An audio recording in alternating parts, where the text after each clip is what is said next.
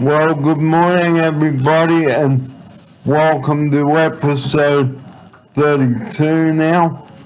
Barry here with you on a Monday morning with Breda, and welcome along. Thanks for joining us.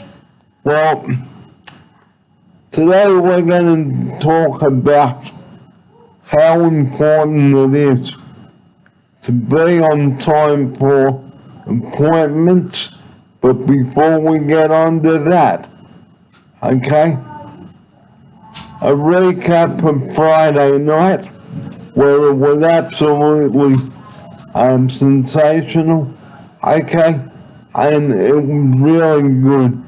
Joining me now in the studio is Good Morning Davida. Well, it's almost afternoon. Good morning, Barry. It's a lovely, balmy Monday morning. Well, cold. Yeah, a bit chilly this morning, wasn't it? But it's warming up. The sun's out, which is always nice. Just also backing onto what Barry said, Friday night was a huge success for us here at St. Ives Lifestyle Centre. And it was a great community event. We raised lots of money and we're able to share all the generous donations for prizes as well that were donated for our raffle. And everyone left smiling and happy and inspired in some way. Back to you, Barry. So, okay, speaking of organising things, don't just go willy-nilly and organise things, because people have a lot of things to organise. Here's Veda now. Yeah, so we've actually been planning this event, Seasons of Life, for probably 3.5 to 4 months. It took a lot of energy and effort from a large number of dedicated staff who were happy to volunteer and work on the project to bring it to life for one of our clients. And it was amazing. It required a lot of organisation, a lot of working outside of normal lifestyles day program hours, but most of us were so excited to do that. It also involved, reaching out to the local communities, such as St. Ives, Turramurra, and surrounding suburbs, to see if they could, how they might like to assist to make this happen. And it was a great success, but it did take a lot of people coming together and working as a team and as a community to make it happen. Back to you, Barry.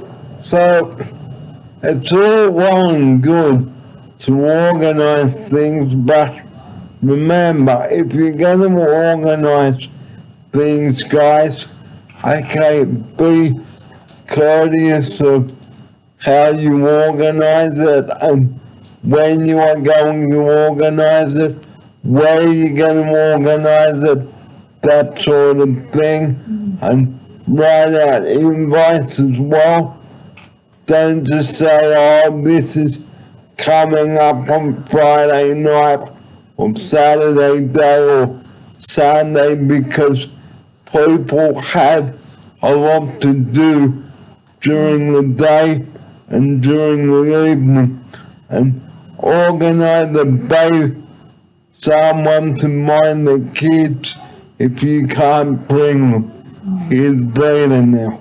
Yeah, so that's actually a very important thing that you just mentioned there, Barry, and it's about, part of a successful event is that not only you extend invitations to people, but you give them enough notice so that they can put it in their calendar and make the time to attend if they'd like to. So generally it's about 6 weeks notice for events, and things like weddings and things like that as well. So about 6 weeks gives people a month and a half to have a think about whether it's something they'd like to attend and pop it in their calendar if it is, and make those arrangements like babysitting, getting the children babysat, or organising dinner before or after. So yeah, about 6 weeks. So don't just say, oh, this is happening in 2 weeks, or because it doesn't give people enough time to organise their stuff. You need to get somebody to mind the kids, and make sure, too, guys, really important, don't organise things willy-nilly, okay? Because if you drive all the way to the venue, okay, and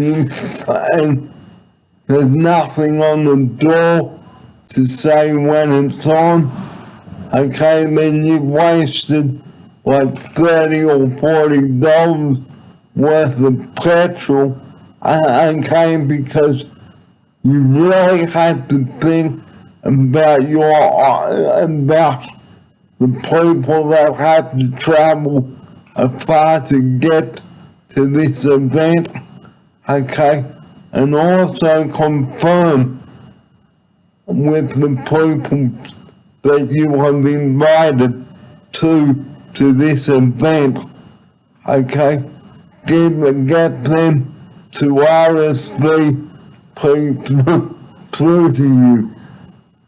Confirm the date and time and venue, and if you have someone in a wheelchair, guys, make sure it's the venue that you are holding your event is wheelchair accessible, such as bathrooms, somewhere for your guests to eat. Make sure you've got food prepared. Here's Veda. Yeah, that's actually very interesting you just mentioned that, Barry, because it was something I wanted to talk about that I found really lovely.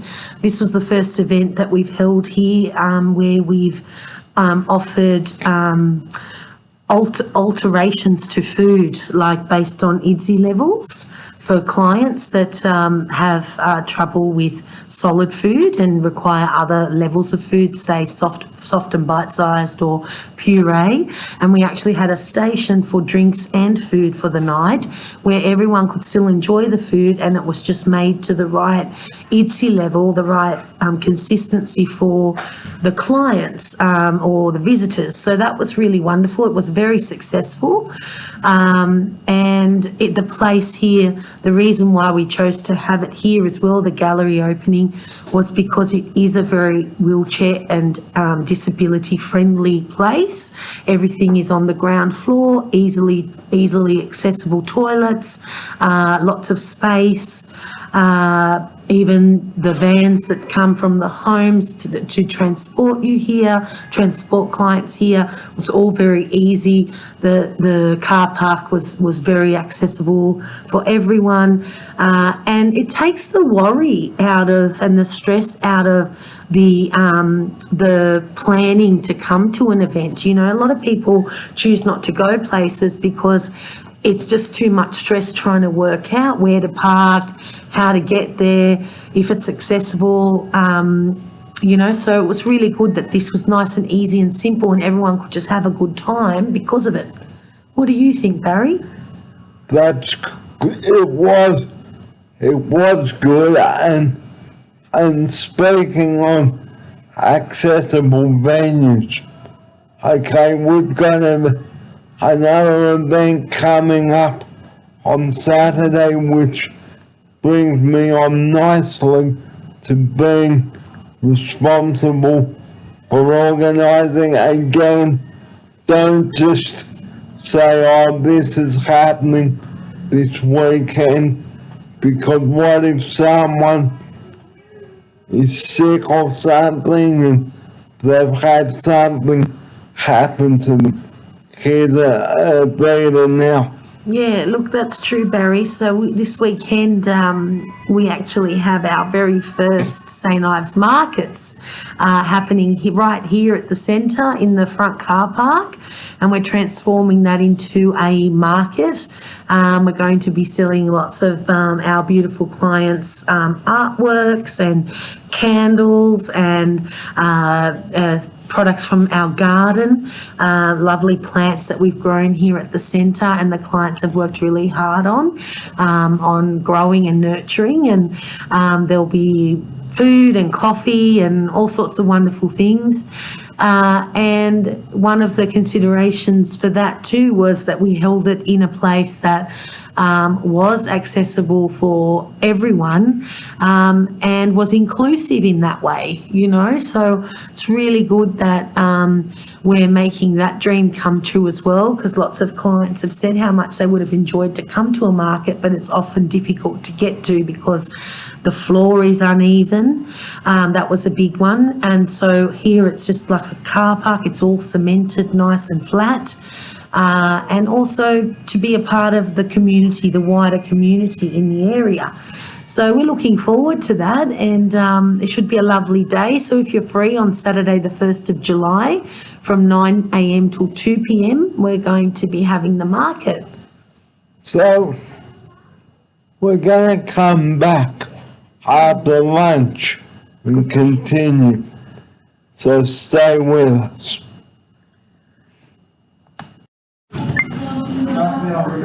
Good afternoon and welcome back to the show, and this is part 2 of episode 32.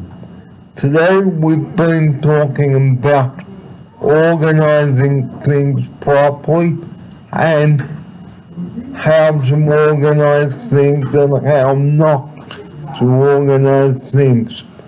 Now, I'd also like to point out that being on time for an assessment is very important as well, and committing to appointments.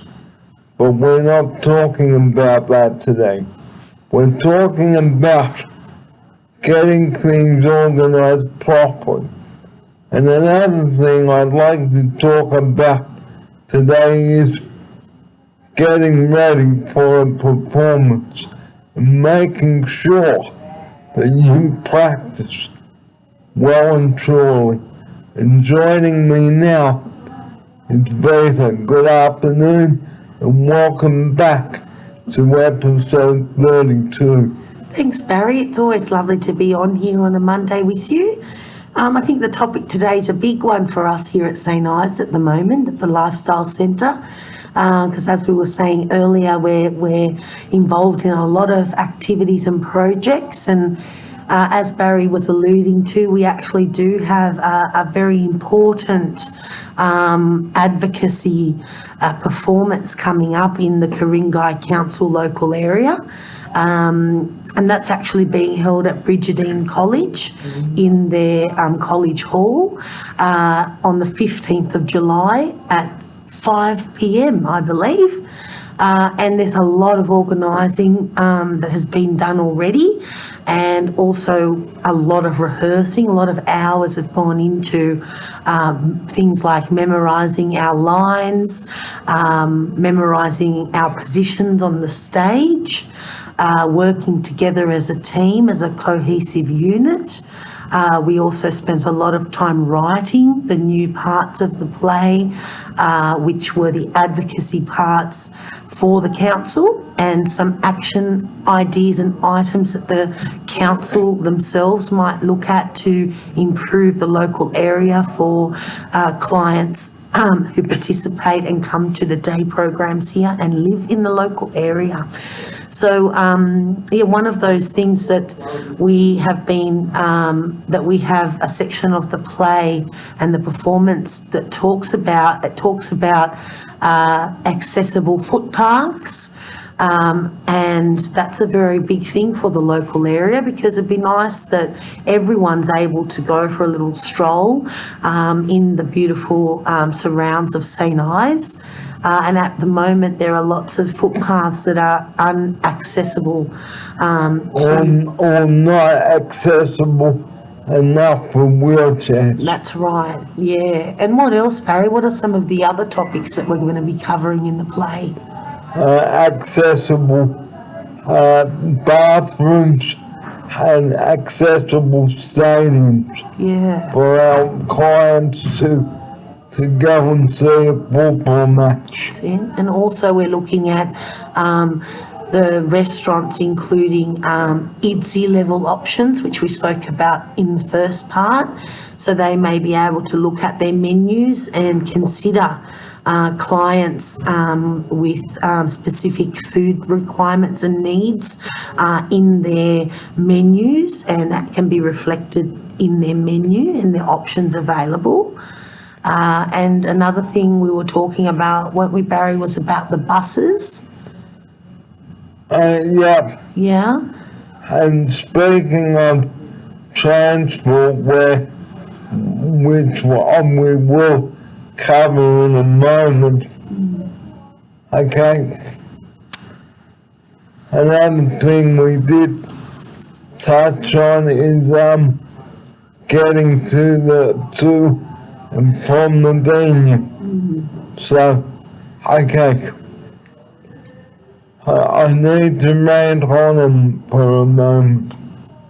If you're gonna go to a performance, okay, make sure you've got transport to and from the venue. Arrange your transport. Don't assume that someone is going to organize it for you, because they won't. It's better now. Yeah, that's exactly right. And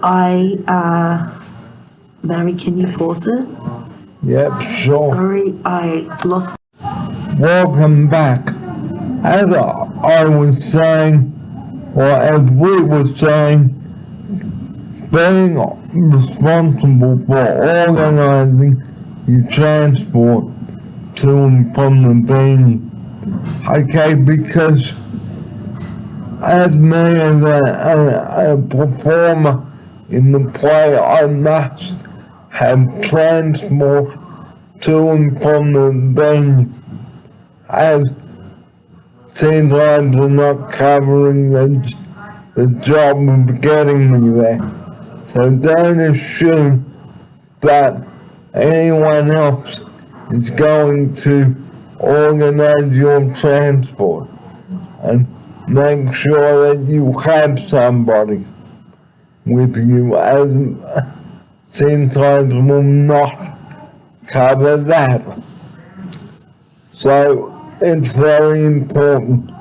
Here's Veda now. Yeah, it's something that I guess more able-bodied people don't think about until the last minute, but clients and people living with a disability, it's actually, transport can be the reason why they can or cannot actually attend things that they'd like to, because there are very limited disabled taxis that can actually fit a wheelchair into their taxi to start with.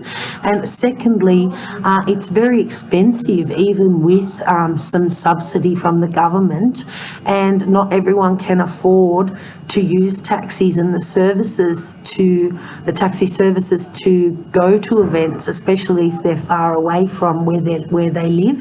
Us as more able-bodied people either jump in the car and just drive, or we make last-minute decisions like catching an Uber or things like that. But it's not as easy for people living in with a disability, and it has to be organised in advance so that they can actually attend. So it's one of the first things that you have to look at, isn't it, Barry, before you can say yes to attending something?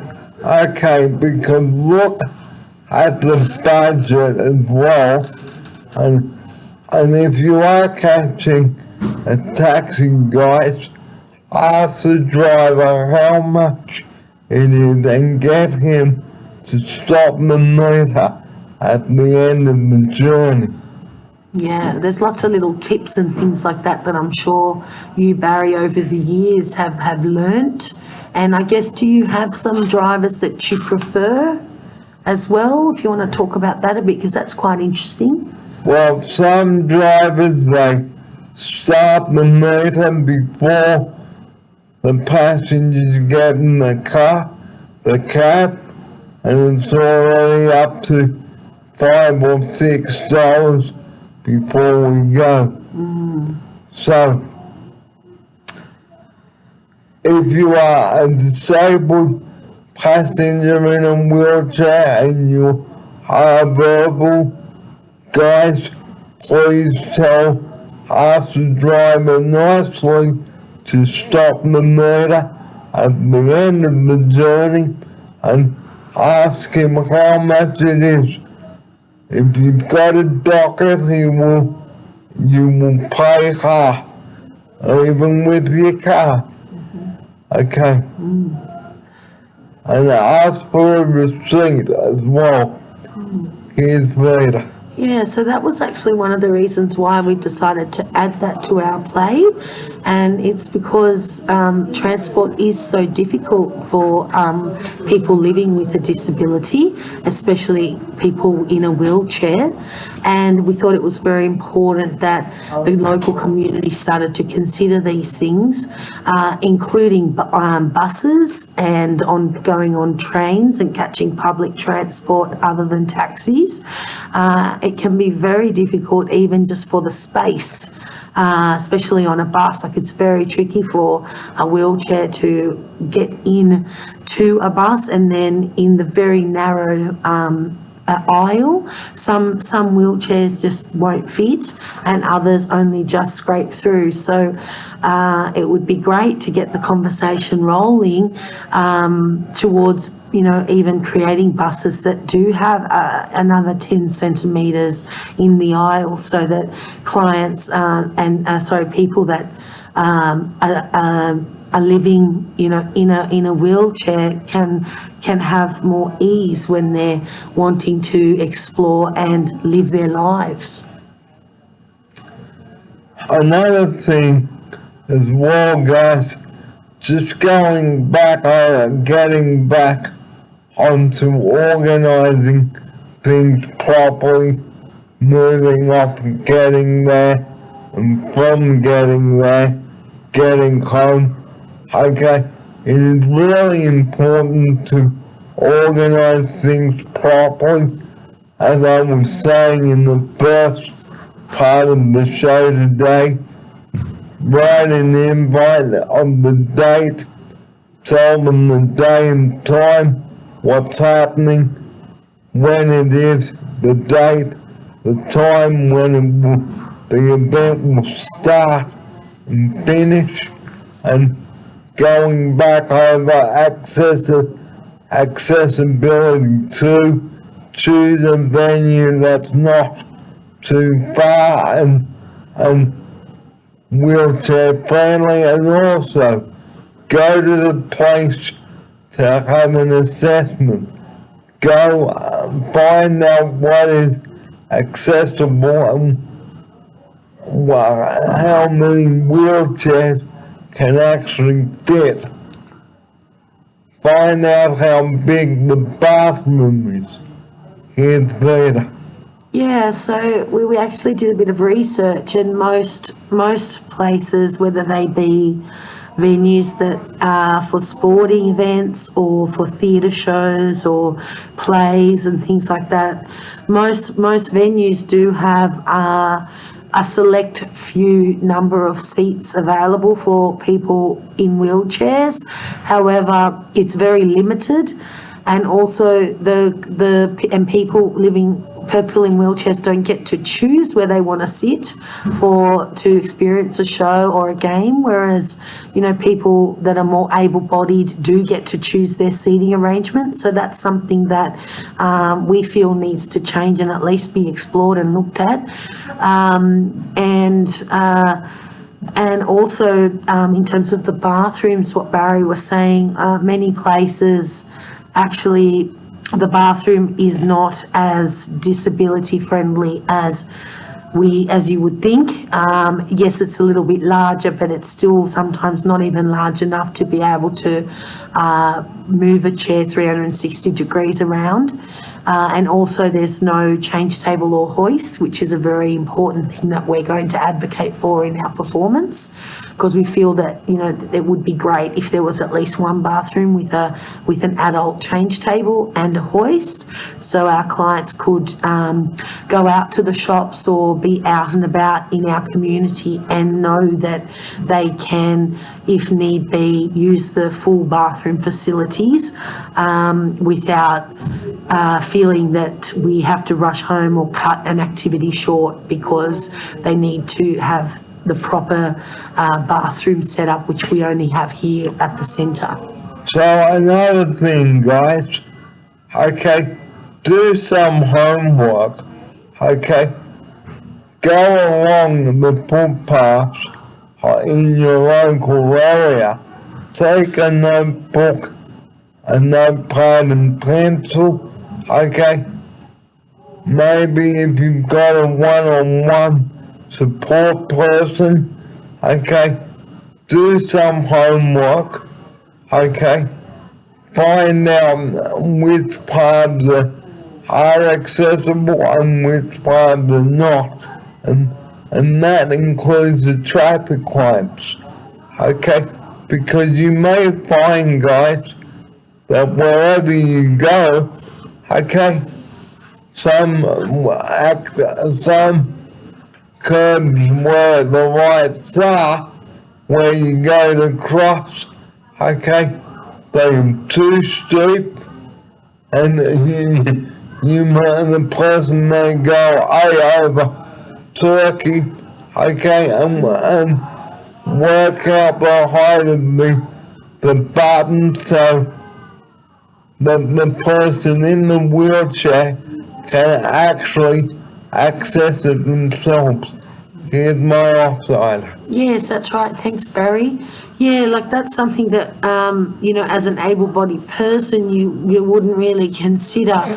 But most things are made at a level for a regular, I wouldn't even say regular, but like a regular heighted person who is standing on their feet and who's able to do that. So we have found here at the centre that most of our signages and door handles and things like that are actually too high for our clients to use on their own and independently, and that also extends to the community and to the crossing buttons, to signage, even menus at the front of restaurants, door handles to open and close doors. Everything is made for a slightly higher audience, and it can be, I'm sure, very frustrating and takes away a lot of skills that that people living in a wheelchair would otherwise be able to do and would want to try and do on their own. So we're advocating for small changes to these things or additions to these existing things to make at least our local community to start more accessible. Okay. Another thing as well, do some homework. Go to a local shopping centre, check out the accessibility of the lifts, okay, and the accessible bathrooms, because when we went to the busking at Chatswood, there was accessible lifts, bathrooms, accessible levels to get up and down, okay? that was really good. So if you live near a shopping centre, guys, we would like to encourage you that we would like to ask you, how will you know it's accessible if you don't go and check it out? Here's my outsider. Yeah, no, look, actually, that's something I often think of when I'm waiting for a lift at the shopping centre, Barry, and I see others waiting with me who are in wheelchairs, and it's amazing, actually, like still at the moment, how many people don't even realise that there's no other way for people in wheelchairs to get around other than using the lifts, whereas most of us able-bodied people could either take the stairs or the escalator or, walk, and use our legs and walk. So it's actually very interesting how many people choose to use the lift to begin with. And I have seen, like, honestly, with my own eyes, people in wheelchairs having to wait for the next lift because people who are able-bodied just jump in ahead, and it's something that has to change because it's your only mode of transport and only way of moving around in a shopping centre, whereas for, more able-bodied people, like, we have other options. So I wondered if you wanted to talk a little bit about your experiences with that, Barry. I certainly can. Okay. There are times where I've had to ask someone where the accessible lift was and how many lifts there are. And it was a very frustrating time because I was not very well at the time. Okay? I don't know when it was, but it was a very frustrating time. And believe you me, guys, not very good. I've sometimes had to ask people to call an ambulance. So,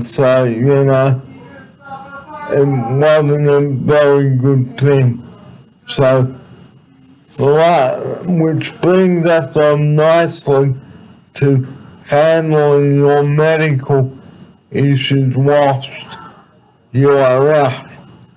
If you are unwell on the day of something that you planned or the day before you plan that event, please let the person know that you've been unwell so that somebody can take your place and get them to cancel your transport. Here's Brandon now.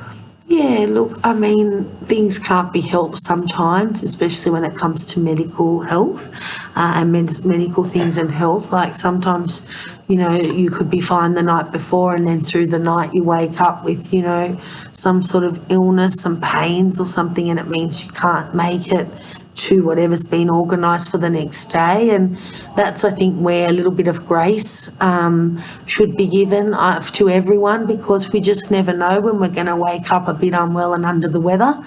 And sometimes you do need to cancel things like transport, and I believe that as long as it's not a recurring thing and it's sort of just part of health, and because you're unwell, it's fine. And I think most people in our industries, the caring industries, even taxi drivers, I think most people understand that, Barry, and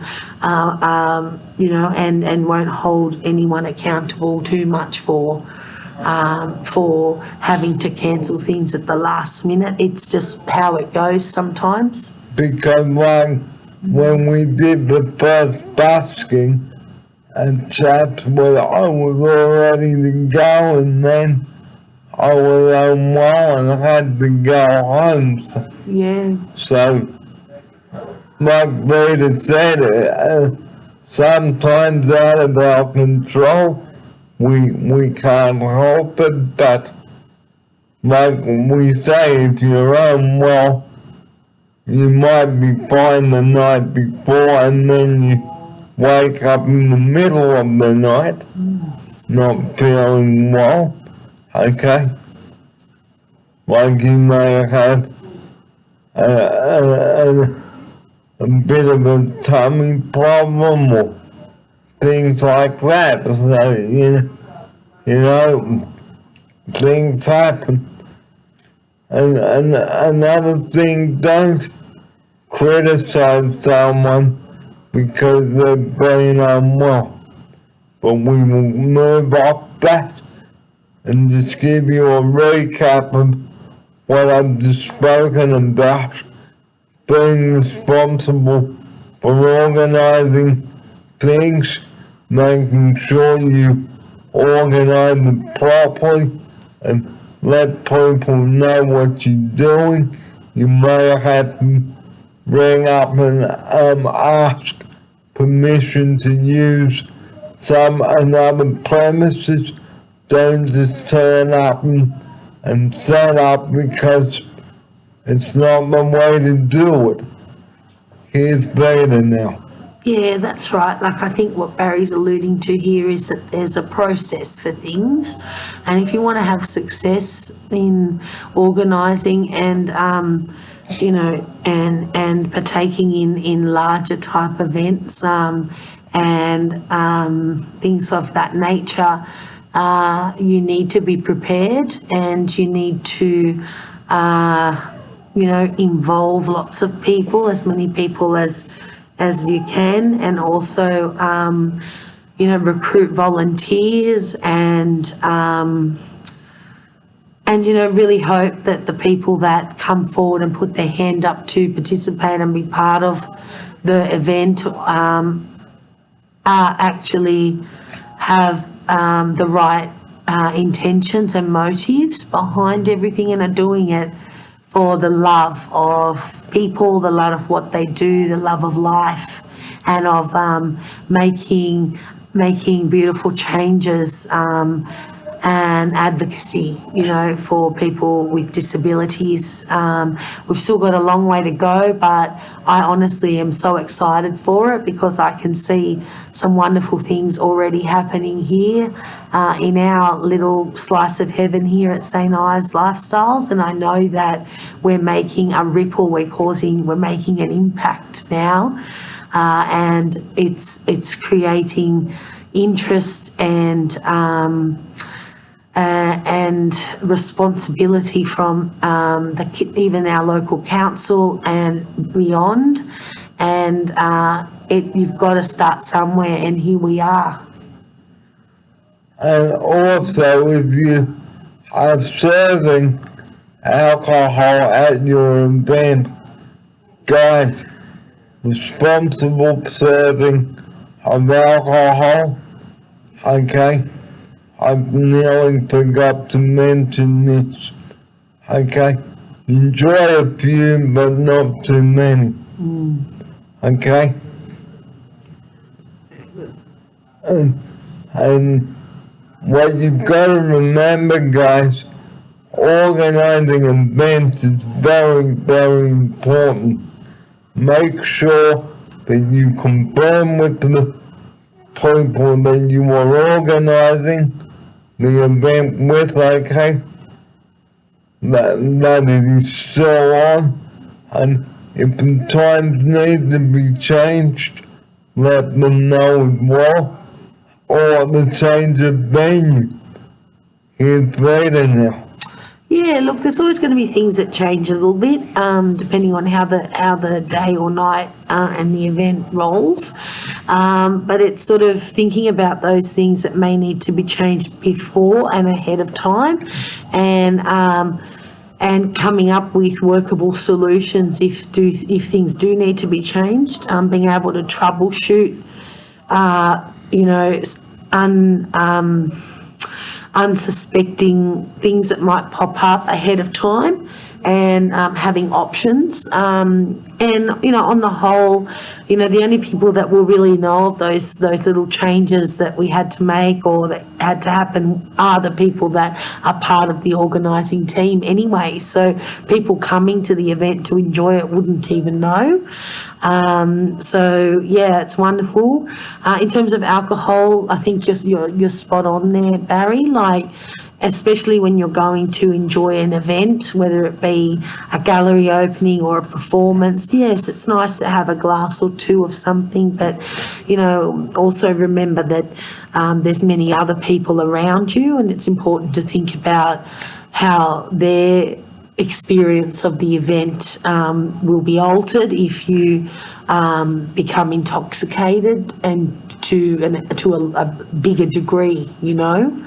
And it's especially community events like the ones that we hold here. It's really nice to know that, you know, yes, you can enjoy a glass of wine with colleagues and clients, but just remember, guys, you have to drive home after. that's exactly, you took the words out of my mouth, Barry. You know, most of us drive in and that's fine. So do you know about how many you can have when you're driving, Barry? Well, basically, if you're going to drink at all, don't drive. Amen. So you're statistically, you and by law, you're allowed to have 2 drinks in the first hour, and then 1 drink every hour after that. But that is a lot of drinks when you're driving. So I would sort of say 1 or 2 drinks max. And remember, there are police and RB2 units Yes. out as well, so Yes. enjoy a few, but not too many. And this is where I'd like to wrap up the show here. Just a reminder before we do head off today, the market's coming up this Saturday from 9 till 2. Bring the kids. There'll be lots of things happening. So bring the kids. It's going to be a fun day out. And of course, on the 15th of July, our Visioning performance. I can't bring the kids along there.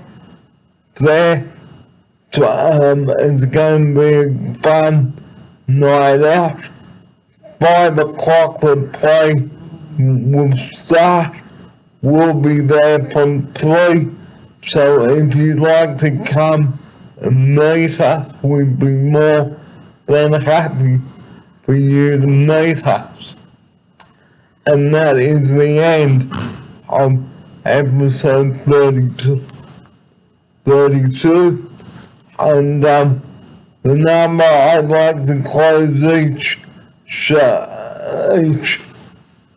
the message I'd like to close this show with, like always, 000. Please do not ring that number for stupid, trivial issues, please. Here's Veda now for her closing message on this. Yes.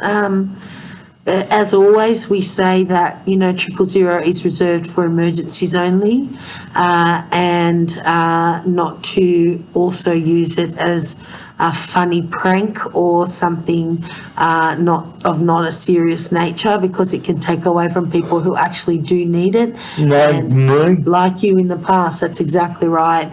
So we just like to reinforce the importance and also the seriousness of 000 and what it's actually there for. So just to let everyone know not to abuse it and to use it carefully when and only when necessary. So, like we had a police officer here a couple of weeks back saying that they do get a lot of nuisance 000 calls, and it is an offence to ring 000 if you don't have an emergency, guys, because the wrong call that you make, and this is serious, to triple O could really cost someone like me their life, because I need to ring them because I have no other way of getting to hospital. Here's Rita now. Yeah, that's true, Barry, and that is another reason, you know, like where as able-bodied people can jump in the car and just head off to the local hospital should something happen that we need support over. But sometimes even just the simple fact of trying to find transport to bring a client with a disability in a wheelchair to hospital can be very, very difficult. And just from, you know, my experience at CPA, and working in accommodation in the home, in some of our group homes, that has been the most difficult part of trying to get some health care for our clients when there's been emergencies, is trying to work out how we can bring them to the hospital. Thank God we do have vans that are big enough to transport clients, but not everyone is able and has access to those. And so it is important to remember that, you know, ambulance vans actually can take wheelchairs and quite comfortably, and to just really think hard before making that call to 000. Obviously, if it's emergency call, like it's life-threatening, of course, we're not saying don't call. What we're saying is just to be mindful of people with disability actually needing the service to get to hospital in the first place. Yeah. So, thanks, Barry. Thank you everyone for joining us on episode 32 today. And just a reminder, and just to tell you, just to finish off with writing our songs.